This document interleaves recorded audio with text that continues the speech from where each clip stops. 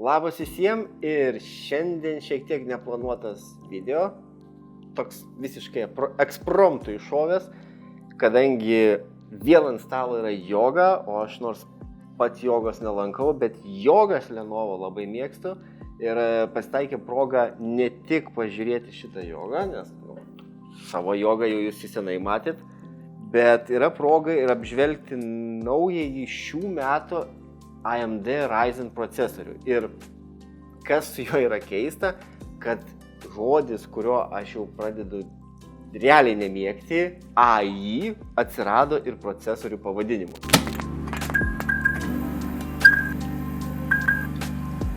Ir kas čia per procesorius? Tai yra AMD Ryzen AI 7 350.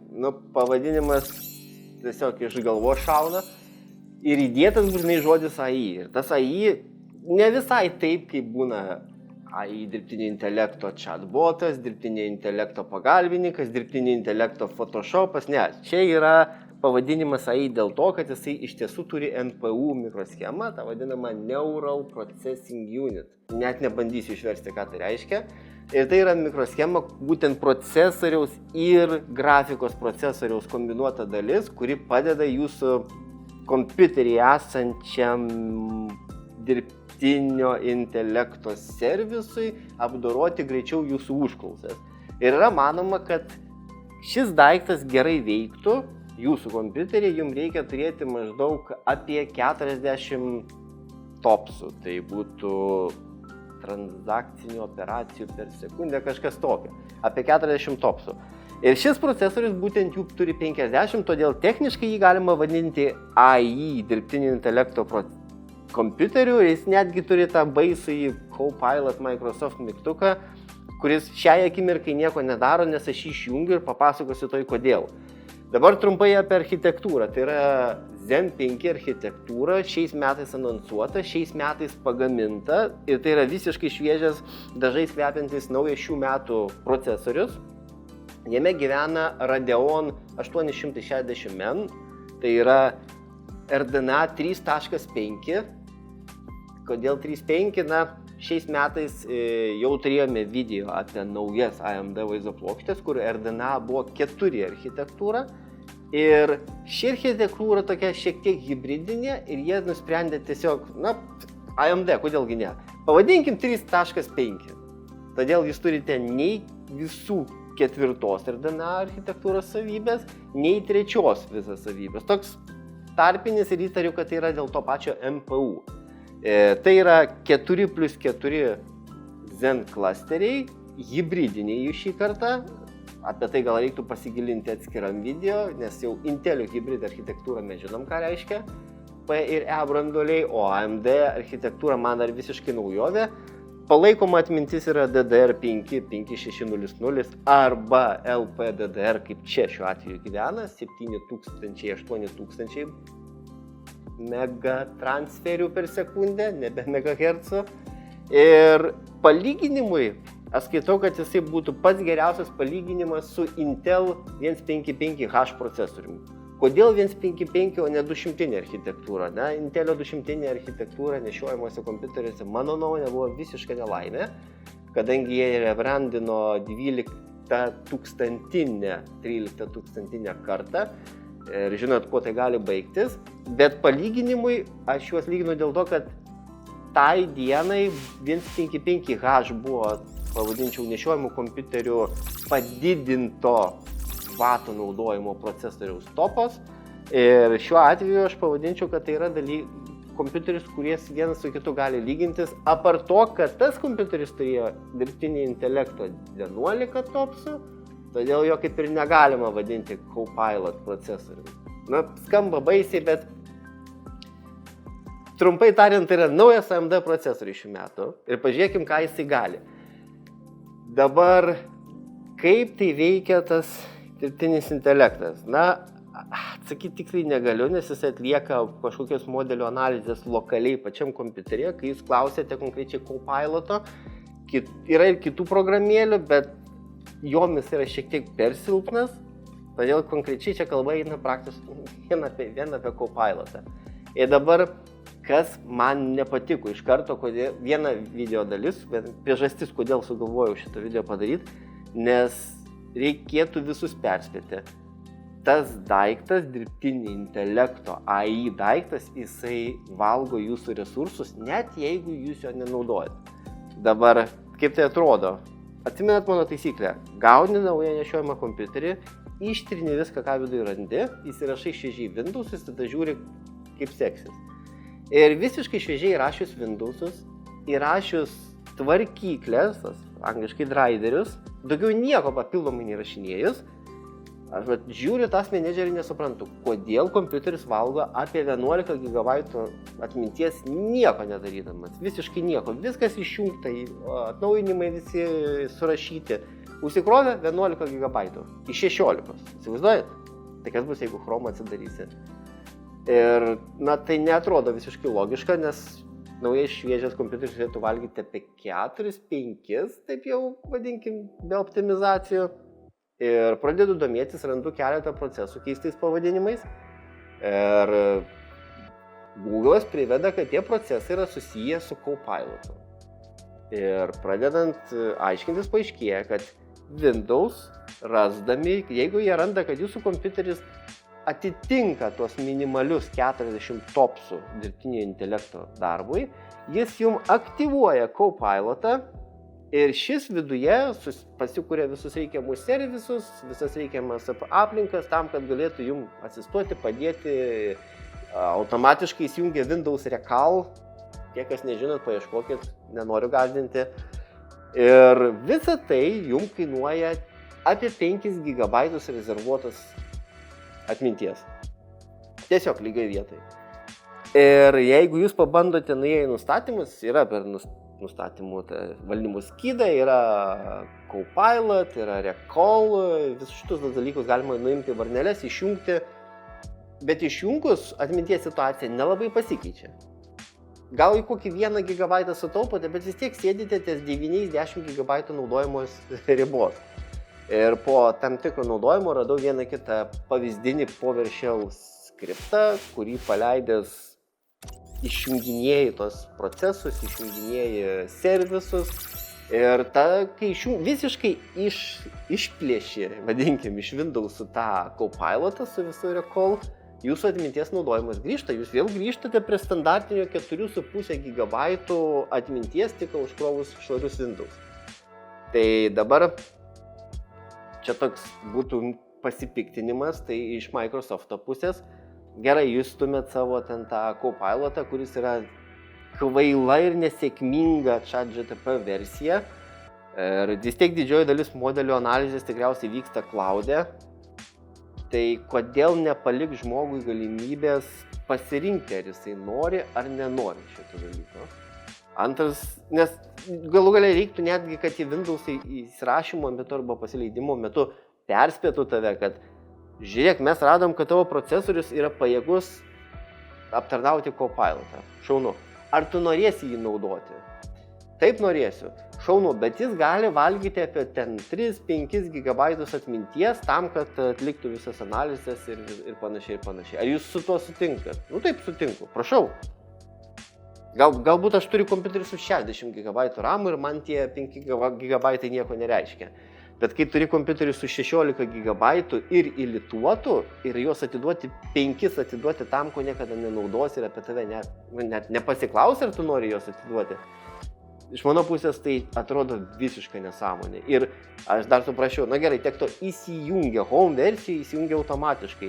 Bet tai kodėl nuėmus varneles negrįžta? Kodėl tu turi servisus trinti, programas iš paleidimo sąrašo šalinti ir panašiai. Tai mano nuomonė tai yra nesąmonė ir būtent perspėjimas visiems, kurie pirksite kompiuterius, kurių procesoriai yra pajėgus tam AI aptarnavimui, tai galite pasidomėti, tai tas 40 tops ir daugiau.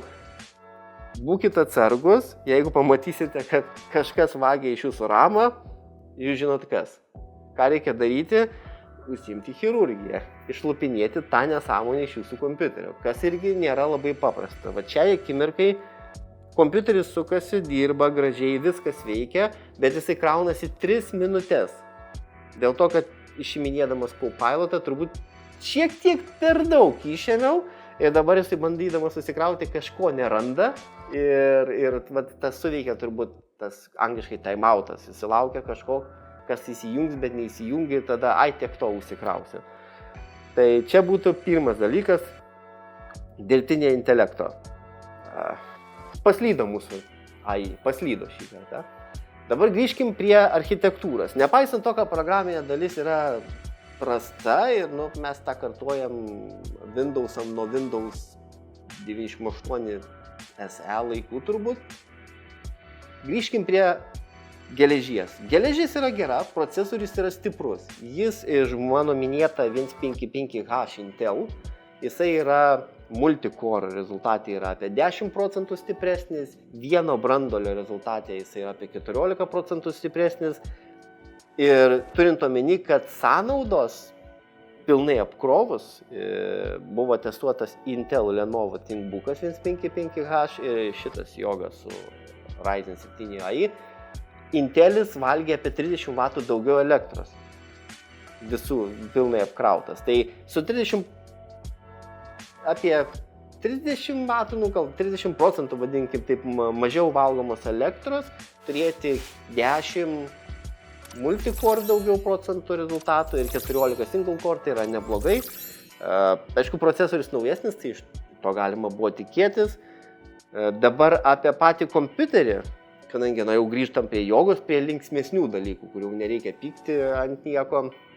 Tai yra 16 colių šių metų Yoga 2-in-1 modelis, metalizuotas korpusas, aluminium, sandblasting, kažkas tai tokio, čia jūs gal geriau žinosite, kaip lietuviškai vadinasi, liečiamas ekranas, 2,8K rezoliucijos, OLEDas, standartiškai 500 nitų arba kandelų šviesumas, pikas iki 1100, bet reikia su tuo piku būti labai atsargiem, nes jis įprastai pasireiškia naudojant HDR prie tam tikrų aplinkybių ir tam tikro turinio metu, tai aš neduočiau rankos nukis, kad tai bus visada 1100, bet kad gali kokie 8-900 pasiekti, galbūt, negaliu pasakyti.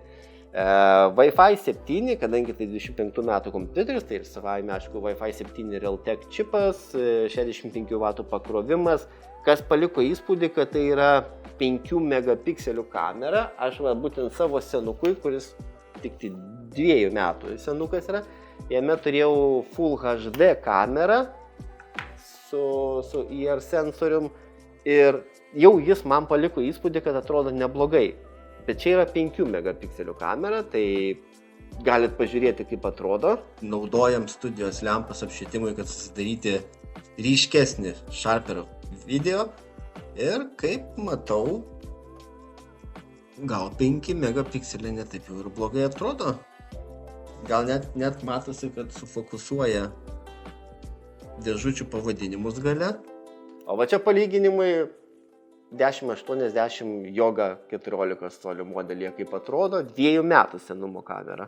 Dabar vaizdas yra su 1080p kamera, kuri, kaip matot, jau nebe tokia ryški kaip 5 megapikselių.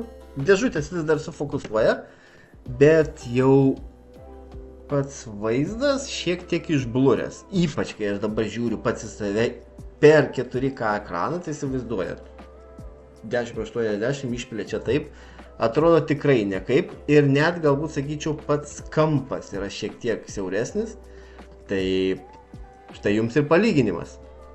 Vidinės specifikacijos šiam kompiuteriai yra 16 lituota DDR5 atminties. Kodėl lituota? Nes tai yra LP DDR atmintis, jos kitokios ir negali būti.